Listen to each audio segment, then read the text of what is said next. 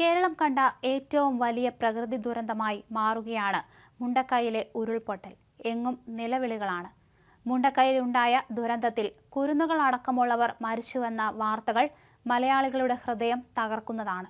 വയനാട്ടിലെ ദുരന്തം ലോകമെമ്പാടുമുള്ള മലയാളികളുടെ നെഞ്ചുലയ്ക്കുന്ന ദുരന്തമായി മാറിയിട്ടുണ്ട്. മനുഷ്യ മനസാക്ഷിയെ മരവിപ്പിക്കുന്ന തരത്തിലുള്ള ദയനീയമായ കാഴ്ചകളാണ് വയനാട്ടിൽ നിന്നും പുറത്തേക്ക് വരുന്നത്.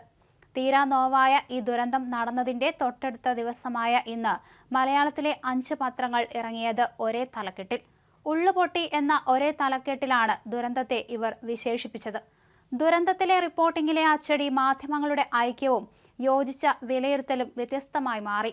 ഇതേക്കുറിച്ച് സോഷ്യൽ മീഡിയയിലും കമന്റുകൾ എത്തിയിട്ടുണ്ട്. ഇതേക്കുറിച്ച് സോഷ്യൽ മീഡിയയിൽ വന്ന ഒരു കമന്റ് ഇങ്ങനെ: തികച്ചും വ്യത്യസ്തമായ സ്ഥാപനങ്ങൾ, വ്യത്യസ്തമായ അന്തരീക്ഷം, വ്യത്യസ്തരായ ആളുകൾ, ജോലി സമയങ്ങളിൽ, പ്രൊഫഷണൽ വിഷയങ്ങളിൽ പരസ്പരം യാതൊരു ബന്ധവും പുലർത്താത്തവർ. പക്ഷേ അവരെല്ലാം വയനാടൻ ജനതയുടെ സങ്കടത്തോട് ഉള്ളു ചേർത്ത് വച്ചപ്പോൾ പിറന്നത് ഒരേ തലക്കെട്ട്. ജേർണലിസത്തിന്റെ ഉള്ളറിയുന്ന നിമിഷങ്ങൾ കൂടിയാണിത്.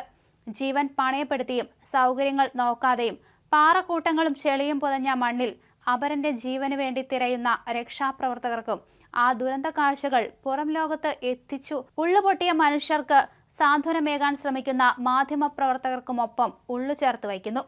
അതേസമയം ഉരുൾപൊട്ടലുണ്ടായ വയനാട്ടിൽ മരണം ഉയരുകയാണ്. വയനാട്ടിലെ മുണ്ടക്കൈ ചൂരൽമല ഉരുൾപൊട്ടലിൽ മരണസംഖ്യ ഉയർന്നുകൊണ്ടേയിരിക്കുകയാണ്. മരിച്ചവരിൽ 91 പേരുടെ മൃതദേഹങ്ങൾ മേപ്പാടി കുടുംബാരോഗ്യ കേന്ദ്രത്തിലും 32 മൃതദേഹങ്ങൾ നിലമ്പൂർ ഗവൺമെന്റ് ആശുപത്രിയിലുമായിരുന്നു. 123 പേരുടെയും പോസ്റ്റ്മോർട്ടം പൂർത്തിയായി. മലപ്പുറത്തു നിന്നുള്ള മൃതദേഹങ്ങൾ വയനാട്ടിലെത്തിച്ച ശേഷം എല്ലാ മൃതദേഹങ്ങളും മേപ്പാടിയിലാണ് പോസ്റ്റ്മോർട്ടം നടത്തിയത്.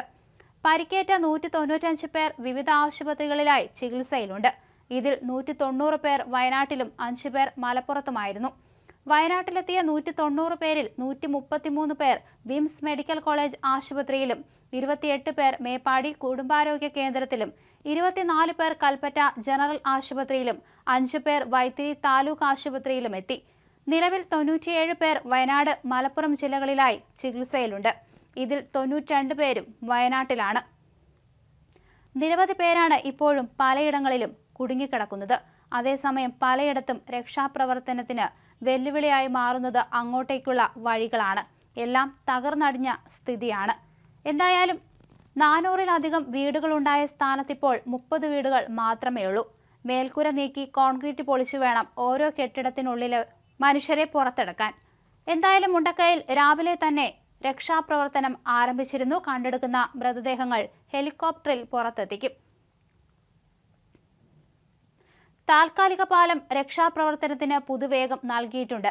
ഇപ്പോൾ സൈന്യം അവിടെ ബെയിലി പാലം നിർമ്മിക്കുകയാണ്. വലിയ വാഹനങ്ങൾ പോകുന്ന തരത്തിലായിരിക്കും ഇതിന്റെ നിർമ്മാണം പുരോഗമിക്കുക. എന്തായാലും ദിവസങ്ങൾ വേണ്ടിവരും രക്ഷാപ്രവർത്തനത്തിന്. കോൺക്രീറ്റ് കട്ടർ ഉപയോഗിച്ച് വീടിന്റെ കോൺക്രീറ്റ് നീക്കം ചെയ്താൽ മാത്രമേ ഇതിനടിയിൽ ആരെങ്കിലും കുടുങ്ങിക്കിടക്കുന്നുണ്ടോ എന്ന് അറിയാൻ സാധിക്കുകയുള്ളൂ. ഇതിലെല്ലാം അത്യാധുനികമായ കുറെ ഉപകരണങ്ങൾ ആവശ്യമാണ്.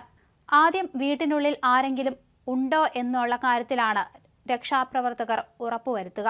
അതിനുശേഷമാണ് കൂടുതൽ അടിയിലേക്ക് രക്ഷാപ്രവർത്തനം നടത്താൻ സാധിക്കൂ. എന്തായാലും വളരെ വേദനിപ്പിക്കുന്ന കാഴ്ച തന്നെയാണ് വയനാട്ടിൽ കാണാൻ സാധിക്കുന്നത്. ഇന്നലെ രാത്രി വൈകിയും രക്ഷാപ്രവർത്തനം നടന്നിരുന്നു. എന്നാൽ മഞ്ഞ് വീണതോടെ രക്ഷാപ്രവർത്തനം ദുഷ്കരമാവുകയായിരുന്നു. ശേഷം ഇന്ന് രാവിലെയോടെ രക്ഷാപ്രവർത്തനം പുനരാരംഭിക്കുകയും ചെയ്തു.